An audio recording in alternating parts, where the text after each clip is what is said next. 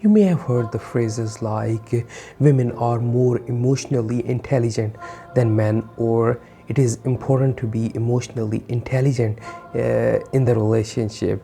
Now, the question is, what is emotional intelligence? And today we are going to discuss what is emotional intelligence, different levels and components of emotional intelligence, how to use emotional intelligence, some of the tips and flaws of emotional intelligence. Now let's discuss what is emotional intelligence. Emotional intelligence is the capability of a person to perceive, evaluate and control one's emotions. Some psychologists and experts say that emotional intelligence is an inborn trait, is a characteristic and trait that you are born with. It is not something that you can learn. On the other hand, other professionals and other experts, they claim that emotional intelligence is a learned characteristic, that you can learn and teach it, and it is something that you can practice and be proficient at it if you practice it over time. And emotional intelligence is a capability that allows a person to express one's emotions, but it also allows a person to rightly interpret, understand and perceive the emotions of the other person. How bizarre the world would be if you don't know your own feelings and emotions, or feelings of your colleagues and other people around you, whether you're feeling happy or sad, whether your colleagues are feeling angry or sad or happy. You don't know. When you don't know that, how bizarre the world would be. And many research studies have shown that the people who have a strong emotional intelligence, they tend to be more successful in life than the people that have only higher IQ level. Now let's discuss the components and levels of emotional intelligence. Emotional intelligence works in 4 levels. First of all, the first stage is the perceiving. As the name implies, perceiving is the state where you perceive the emotions and feelings of the other people, and it comprises of understanding and observing the verbal and non-verbal cues, the body language, the facial expressions, and all of these are in the first level of perceiving.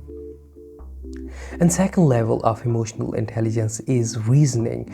The perceived emotion, this simply improves your thinking and cognitive ability. And emotions, they help you to prioritize things, what type of thing that you should pay attention to, or you should react or respond. The third level of emotional intelligence is understanding. Understanding means that the perceived emotion may comprise of a lot of meanings and interpretations. If a person is showing the feelings and emotions of angry and frustration, then the perceiver should understand the cause of those emotions and what it means. For instance, if your boss is angry in the morning, then it could mean that he is not satisfied with your work, or he had an argument with his wife before coming to work, or he got a speeding ticket from the police, or something else happened on the way. Now it is the job of perceiver to understand, to rightly understand the reason of those emotions and what it means for the person, for the perceiver. And the fourth level of emotional intelligence is controlling and managing your emotions, and it is one of the most difficult stage of all those stages, because it is the state where you control your emotions and manage. Emotional management means that you regularize your emotions continuously, regularly, and it means appropriately responding, reacting to your emotions and the emotions of the other person. And all of these four levels and components of emotional intelligence, they move from basic to complex. Perceiving is the first stage, where you simply perceive emotions, and then reasoning, then understanding, and fourth is managing. Managing is the most difficult stage, where you control your emotions and rightly respond and react to your emotions and emotions to the other person. Emotional intelligence plays a significant role in our lives, and as I said earlier, that the people with strong emotional intelligence, they have a better chance of succeeding in life than those that simply have the higher IQ level. And now you can use emotional intelligence in your daily life in many ways. Like, you can use emotional intelligence by solving the problems and puzzles at the workplace, and expressing your own emotions and understanding the emotions of the other person, and seeing the right thing at the time when needed it, and accepting the responsibilities and criticism, and moving on in life when you make mistakes. It develops empathy in you, and better listening improves your listening skill, and it allows you to know yourself, that why you do certain things at certain moments. And finally, and most importantly, the use of emotional intelligence is not to judge others.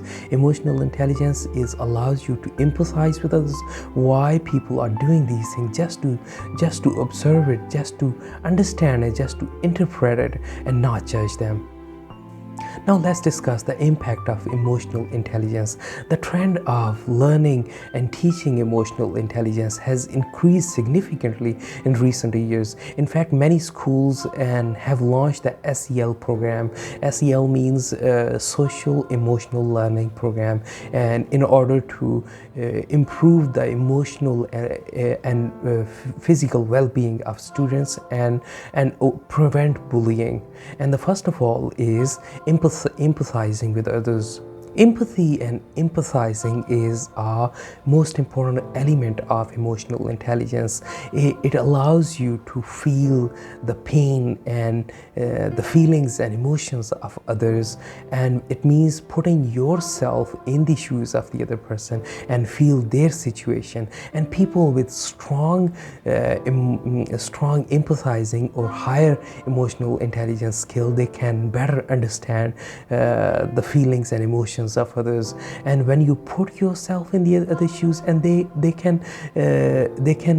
know why people behave and act in a certain way in certain situations, based on their keen observations. Emotionally intelligent people not only think better and understand the emotions and feelings of the other people around them, but they also change and adapt their own emotions relevant to the environment.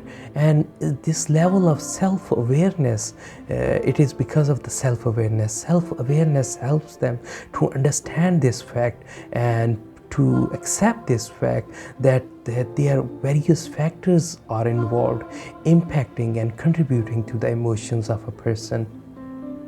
Emotionally intelligent people are also aware of the fact that emotions are a very powerful tool, but they are also temporary. Their impact is temporary. For instance, when you are having a heated argument with your colleague, instead of answering it right away, they simply take a step back and analyze the whole situation. When they take a step back, it calms down their emotions and their feelings, and they respond appropriately, and they think about the various things before replying it.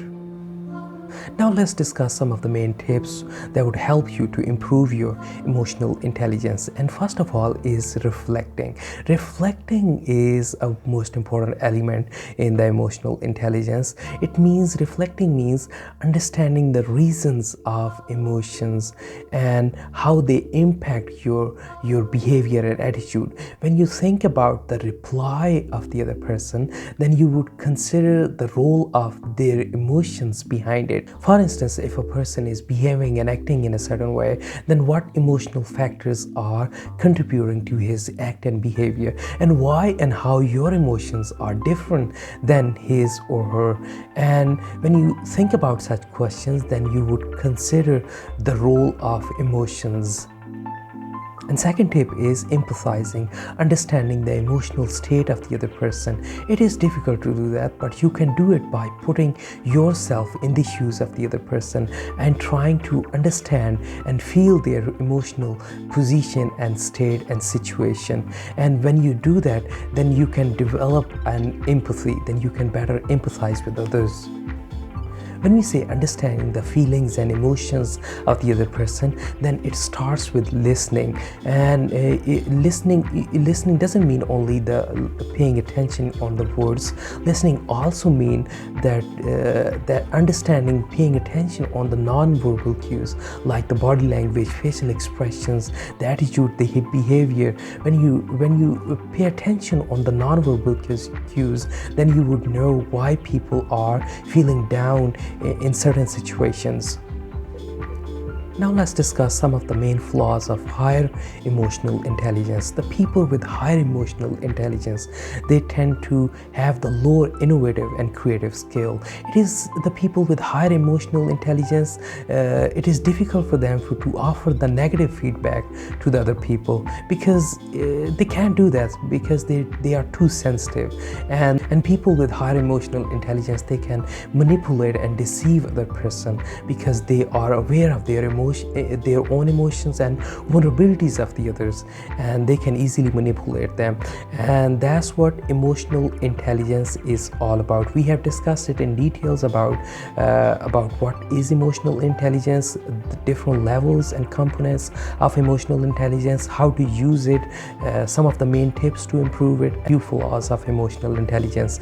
And if you have any questions relevant to emotional intelligence, just leave it in the comment box below. I'll answer it to you. I'll get back to you as soon as I can. Have a good day, good evening, good afternoon, good morning, wherever you are, whatever time is in your part of the world.